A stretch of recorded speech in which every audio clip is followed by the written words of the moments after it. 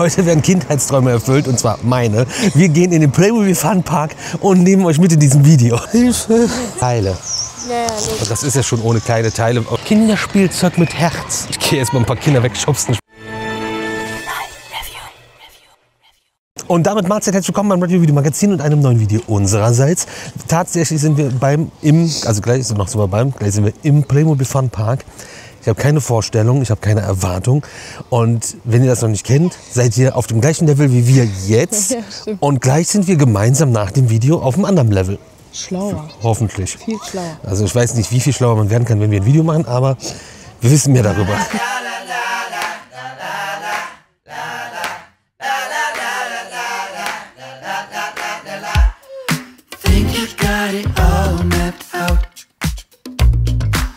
So self-assured when you talk about all the things you're gonna do. You gon' let the world make your dreams come true. So, grundsätzlich weiß ich, was mich erwartet, und zwar kein normaler Freizeitpark. Was euch erwartet in diesem Video? Wahrscheinlich, ich weiß nämlich nicht, was wir alles sehen, ein riesiger Monolog meinerseits über, oh, die Spritzform kenne ich aber noch aus meiner Kindheit, die Spritzform kenne ich noch aus meiner Kindheit, die Sets haben sie so zusammengepackt. Ich bin Team Playmobil, nicht Team Lego. Das tut mir schon mal leid. Eingangsbereich ist schon mal wie ein normaler Freizeitpark, der von 9 bis 18 Uhr auf hat, und es gibt hier sogar ein Freizeitpark-Hotel. War schon fully booked. Wir sind im Oktober, an einem Wochenende. Es gibt einen Parkplan, den habe ich auch noch nie vorher gesehen. Wir bereiten uns ja nicht vor, wir wollen uns ja nicht spoilern lassen. Aber jetzt machen wir natürlich mal einen kleinen Blick darüber, um eventuell hoffentlich nichts zu verpassen. Aber ich glaube, wir kriegen das ganz gut hin, wenn ich das so sehe. Und ich sehe auch schon wieder, wir sind auch dumm, aber das ist wieder ein internes Problem. Gut, Hotel ist hier, Eingang ist hier, Kugelschreiber sind ausprobiert. Lassen wir uns einfach mal treiben und gucken, was auf uns zukommt, oder? Würde ich mal sagen. Ja.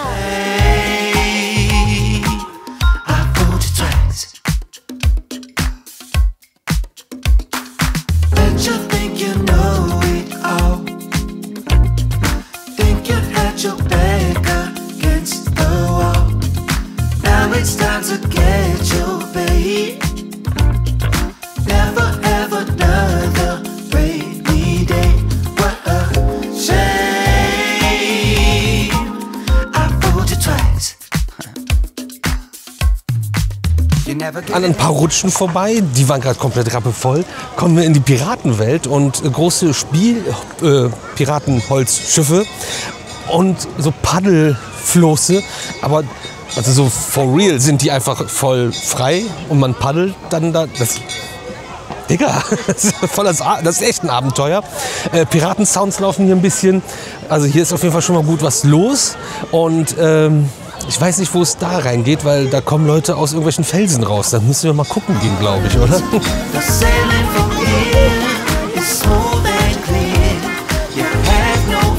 Noch mehr zum Klettern.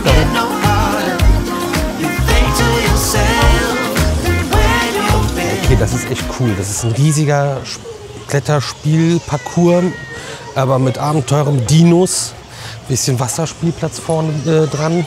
Riesige Rutsche, und das ist in so einer Area hier, und dann ist das Kletterspielgerüst in einem Halbkreis. Das ist schon geil. Mit so einer Rutschstange und so. Cool.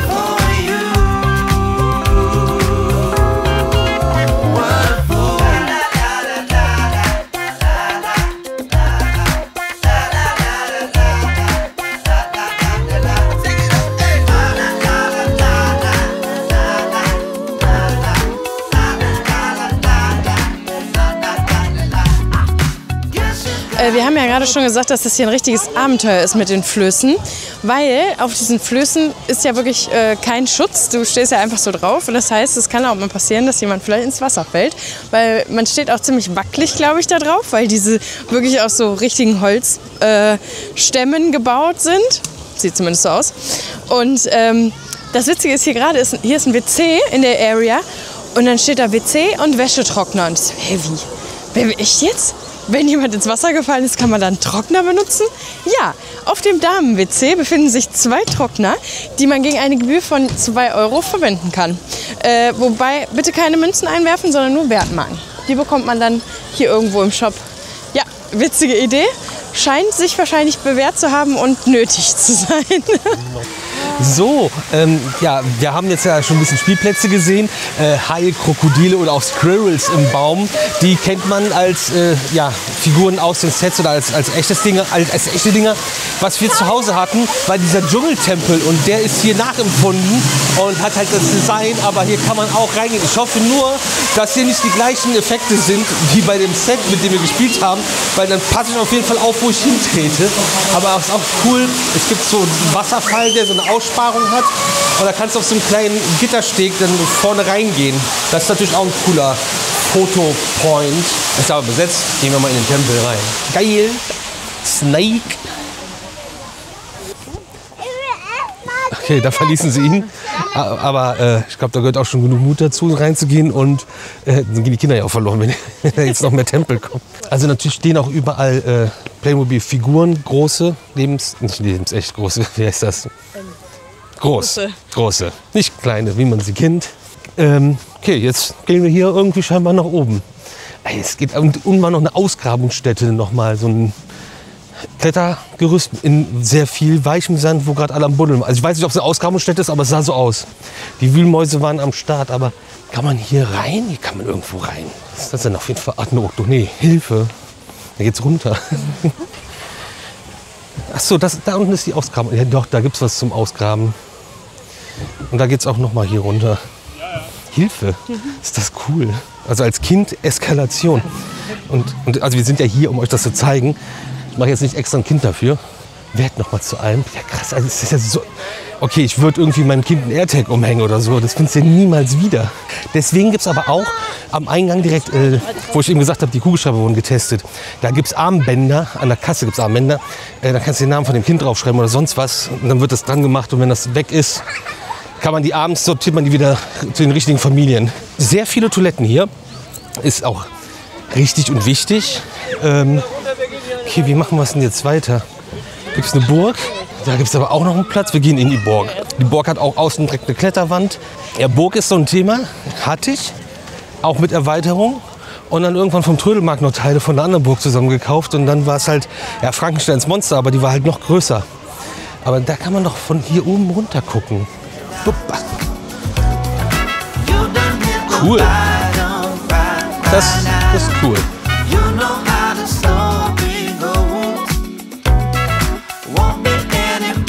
Da wollen wir mal in die Burg rein.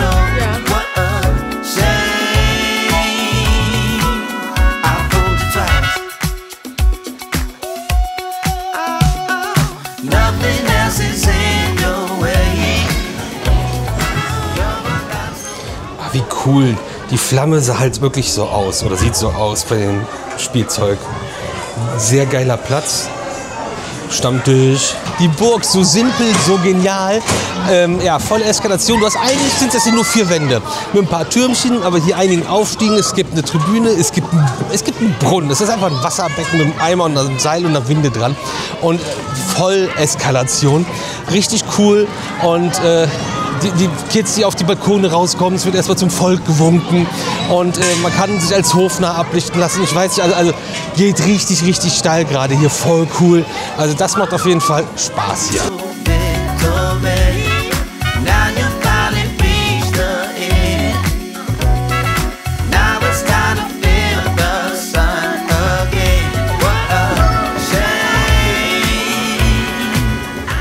Ja, schau doch mal ab, ne? Alter, von außen an die Burgmauer, das ist doch geisteskrank. Hilfe! Ich kletter jetzt hier runter.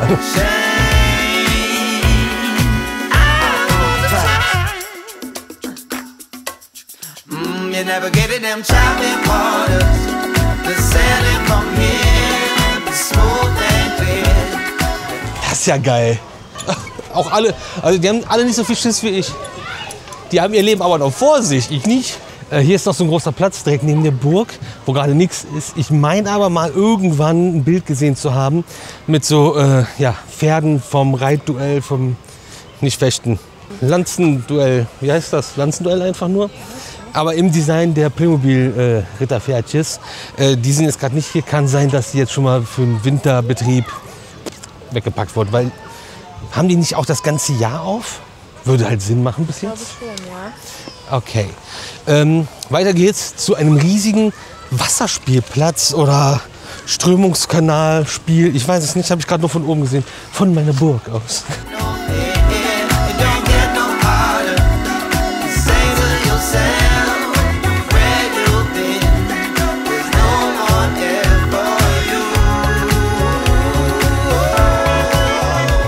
Ja, machst so einen Schotenbruch, wie wenn man so schön. Damit ich es auch mal gesagt habe, das hatte ich auch in anderen Farben. Die Form ist oldschool.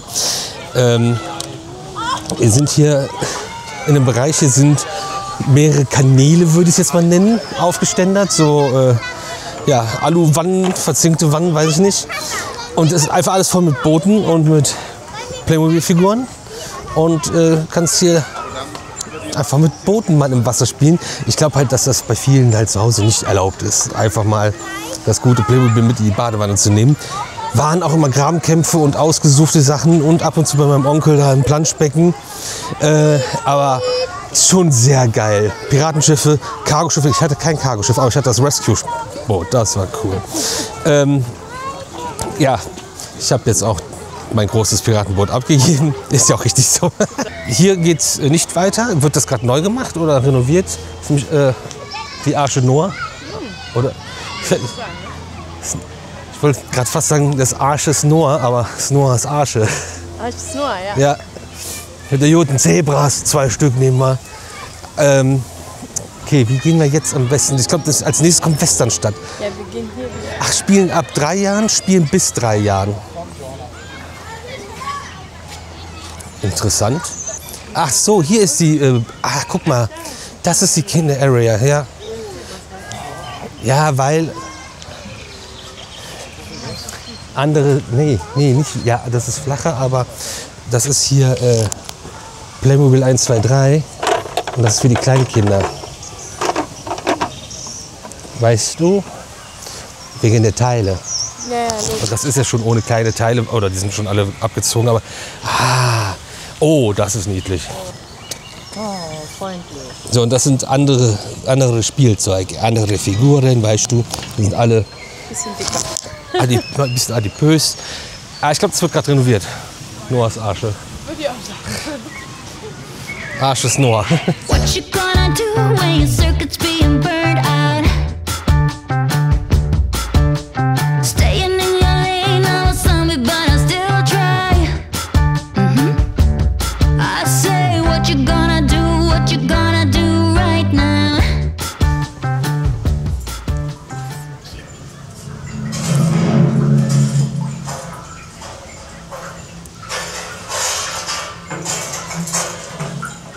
Okay, bringing guns to a fist fight. Staring with those eyes, knowing I'm just gonna lay down. Hey, I keep rolling with the punches, take another one, it feels nice. Das passiert mit Leuten, die die Videos gucken und nicht abonnieren. Und das sind 60% von euch. Ihr kommt alle hier ins Gefängnis. Mit den Kindern. Habt ihr gehört, die sind jetzt gefangen. Naja, dann frisst nicht mehr da sein hier.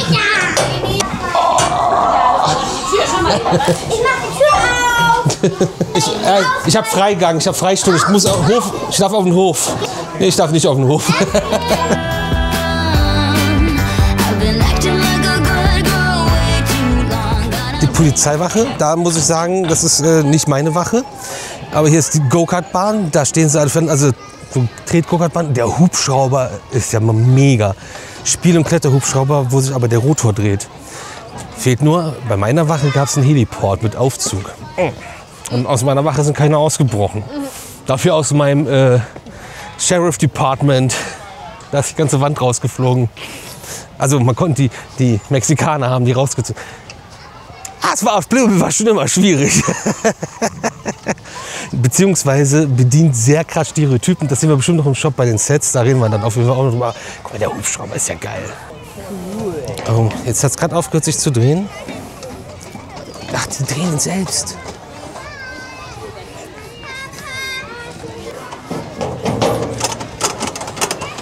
Es ist auch mit Pedalen und so. Und ich glaube, durch die Pedale, wenn die getreten werden, dreht sich dann der Rotor. Es macht auch Geräusche. Das ist ja fesch. Kannst sogar an der Seite draufstehen, auch geil. Ja, boah, die Go-Kart-Strecke ist auch groß, ne? Achso, man kann aus der Polizeiwache raus auch hier drauf gucken. Deswegen war da gerade so viel los. Also wir haben gerade schon so viele begeisterte Leute gehört. Das ist auf jeden Fall das, was es machen soll, macht es, glaube ich, sehr, sehr gut. Aber dazu kommen wir am Ende zum Fazit natürlich noch. Wir gehen noch ein bisschen weiter. So Leute, ich bin wieder mal hier auf der Farm unterwegs und ernte neue Unterhaltung für euch. Und es gibt natürlich auch einen Bauernhofbereich. Und das Bauernhofgebäude sieht richtig cool aus. Man kann aber Pferde striegeln und Kühe melden. Man kann auch nach oben reinklettern oder auch Traktor fahren. Aber es sind dann halt Rutscherautos, die auch hier vorne sind mit kleinen Traktoren. Und ja, ich fahre mal weiter und besorge noch ein bisschen mehr Content für euch aus deutschen Freizeiteinrichtungen.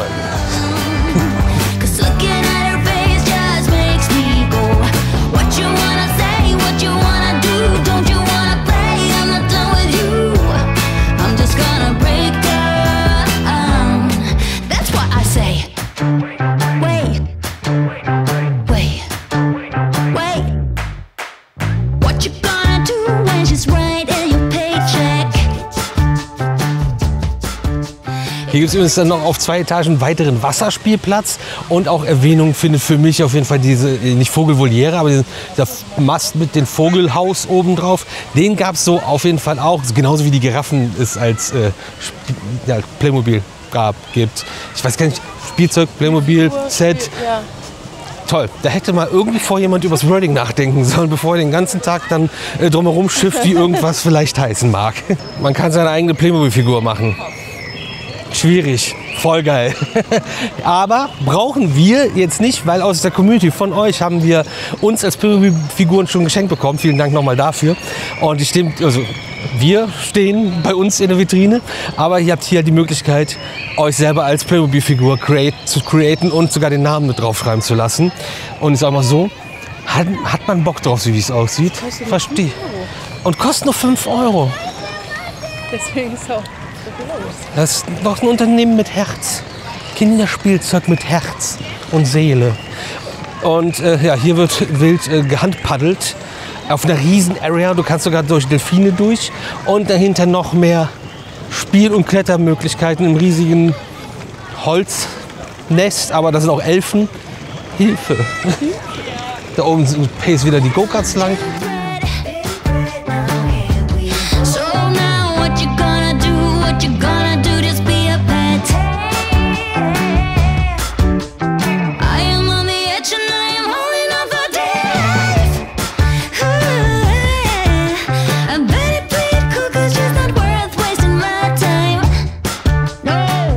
Wir sind jetzt im Baustellenbereich angekommen, wie cool. Pflastersteine auf dem Boden verlegen, Mauern hochziehen, das kann man hier machen, richtig geil. Natürlich auch wieder ein Kletterpfad-Parcours hier an der Seite. Dann gibt es einen großen Baucontainer, wo kein echter Sand aufgeschüttet ist, sondern so Sandhügel, aber da Fahrzeuge sind, mit denen man da drüber und durchfahren kann, aber auch Steine, die auf den Kipper draufgeladen werden können. Und natürlich gibt es auch einen riesigen, großen Bagger zum Klettern und Spielen und andere, ja, wie sagt man hier, so eine Spirale zum Drehen, so eine Schnecke, wo man Steine mit hochschneckisieren kann und die dann wieder unten abgeworfen werden. Das hat gerade auch ein bisschen mehr Andrang als der Kletter- und Spielbagger. Aber das klingt ja auch wie auf einer richtigen Baustelle. Ist nicht nur durch die Soundeffekte, aber cool ist, dass da halt Röhren sind, wo das Ganze auch wieder nach unten kommt. Und es gibt auch einen Kran, wo mit Kettenzug man selber dann nach oben befördert die Steine, ein paar Schaufeln dazu. Ja, alle Plätze voll besetzt. Ich gehe jetzt mal ein paar Kinder wegschubsen, spiel selber.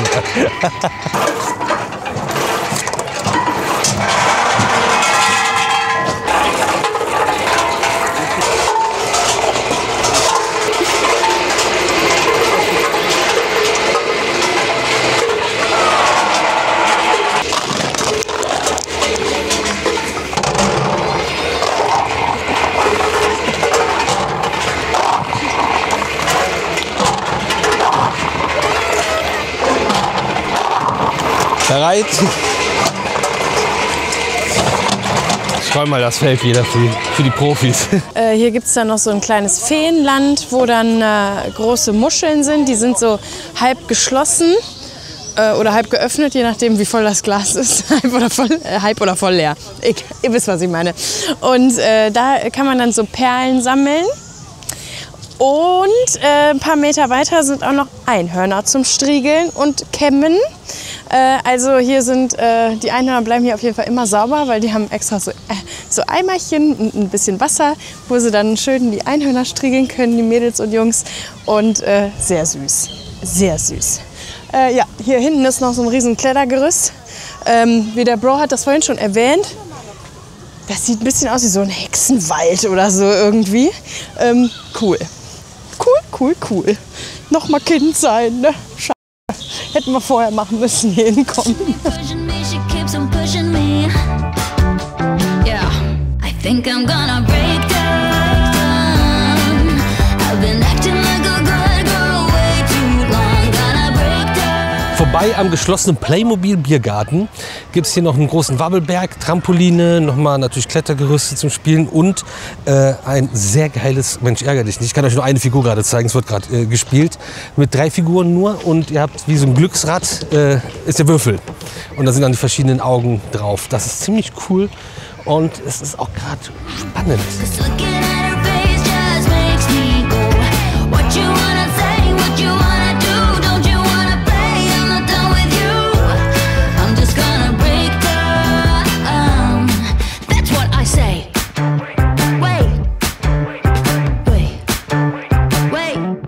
Der Platz, den wir gerade gesehen haben, wenn man dann rechts geht, gibt es nochmal Upcharge, Minigolf. Ich weiß gar nicht wie viel Loch, aber 5 € für Kinder, 6 € für Erwachsene, nochmal on top. Alles andere ist ja hier die ganze Zeit komplett inklusive und wir sind jetzt im Hop Center, wenn ich das richtig auf dem Schirm habe. Und das ist hier eine große Halle. Es gibt verschiedene Geburtstagsbereiche, die separiert sind, die man dann für den Geburtstag buchen kann. Aber es gibt auch dann auf 2 Ebenen normale Sitzplätze, Gastronomie und eine große Bühne. Und natürlich gibt es hier auch wieder was zum Spielen. Das City House hatten wir auch, also meine Schwester hatte das. Ritter geht immer, also Ritter auch nochmal natürlich daneben. Und Prinzessinnen haben wir auch. Soll ja niemand hier zu kurz kommen. Und so wie das von hier oben aussieht, gibt es da auch noch ein bisschen was zu spielen. Und das gehen wir uns jetzt mal ein bisschen vor Ort angucken. Face just makes me go. What you wanna say, what you wanna do, don't you wanna play? I'm not done with you. I'm just gonna break down. That's what I say. Wait.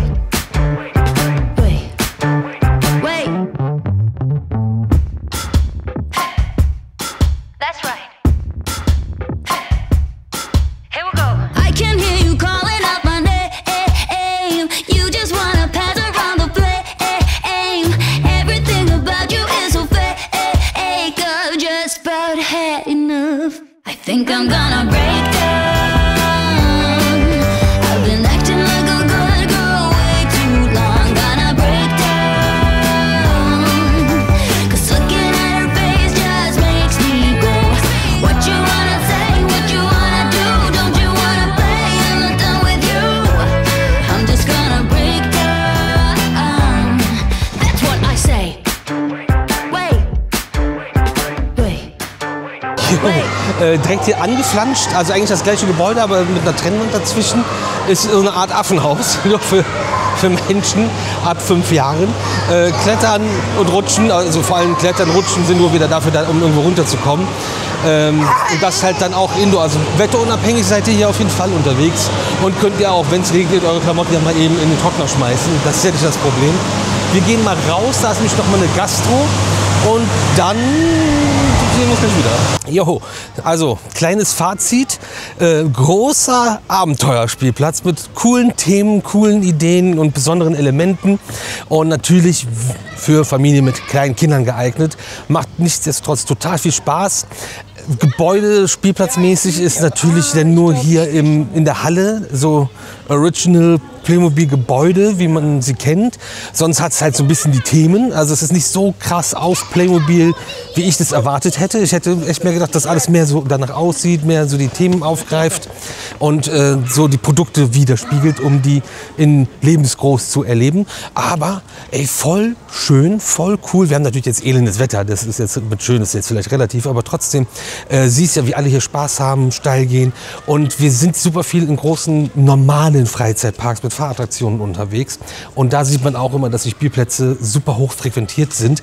Und dann sagen wir immer, ja, geht doch einfach auf den Spielplatz. Aber wenn du einen besonderen, großen, schön gestalteten Spielplatz willst, gehst du hier hin und bekommst eigentlich genau das, was du für deine Kinder brauchst. Und kannst sogar noch im Hotel übernachten, weil du brauchst hier, glaube ich, auch mehr als einen Tag, weil die sich so lang an den einzelnen Stationen aufhalten, wie ich jetzt im Shop auch sein werde. Ab in den Funpark-Shop. Der ist wirklich schon sehr cool. Oder? Sind wir uns noch einig? Und das ist auch unsere Farbe. Aber das mache ich. Guten. Das sind noch so Gebäude aus meiner Zeit. Und hier siehst du auch die Burgelemente. Das ist geil. Ich weiß nicht, ob ihr das kennt. Es gibt ja den Katalog und da sind ja alle Sachen drin, die du normal im Laden kaufen kannst. Und dann gab es so da drin immer so einen kleinen Katalog. Da hast du direkt, glaube ich, bei Playmobil bestellt. Das konnte man auch nur bestellen. Wir reden von einer Zeit ohne Internet.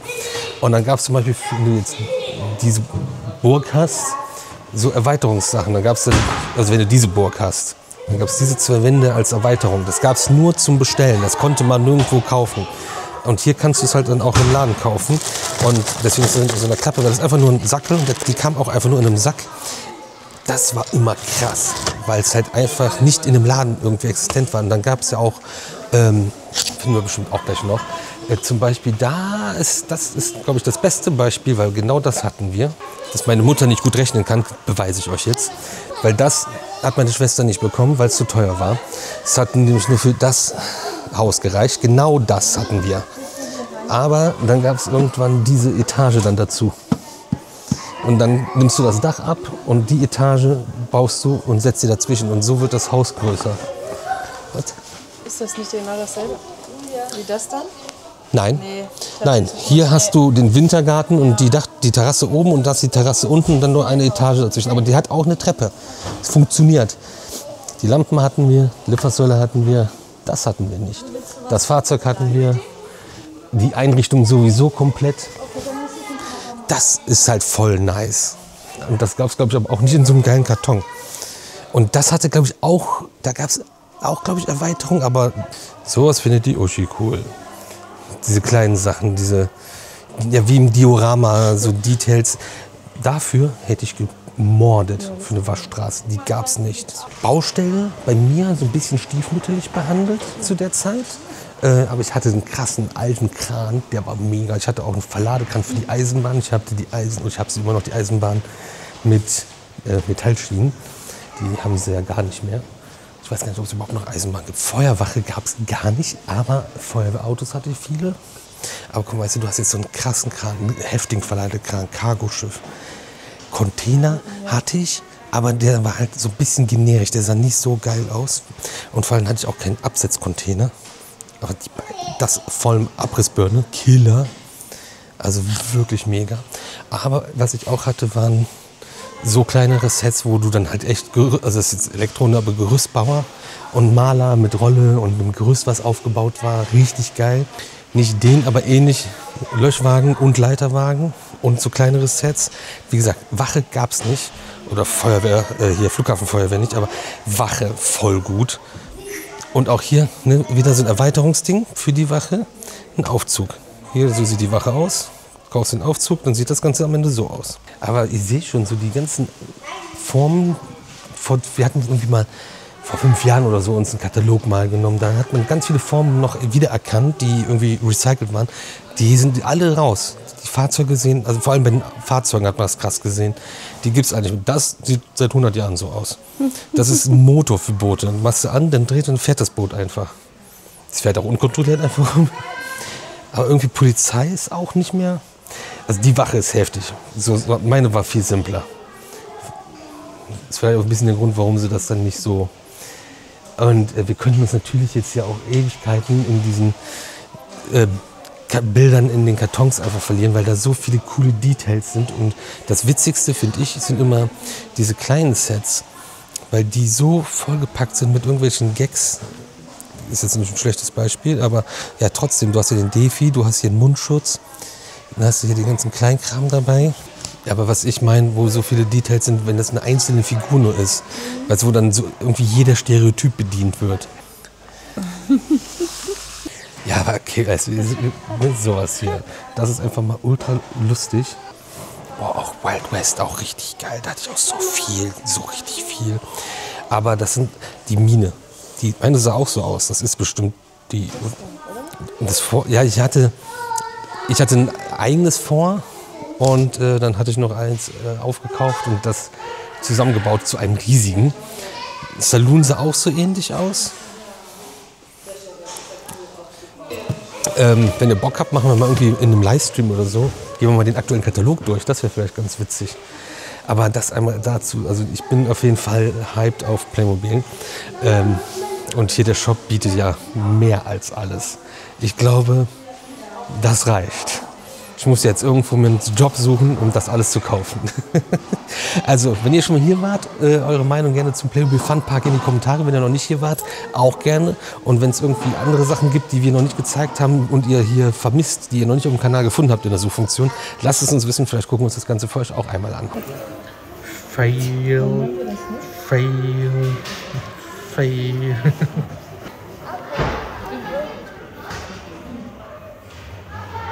Da sind wir zwei übrigens. Und irgendjemand hat noch was anderes mitgenommen aus dem Playmobil Fun Park. Das ist übrigens ein Raptor und kein Raptop. Aber egal.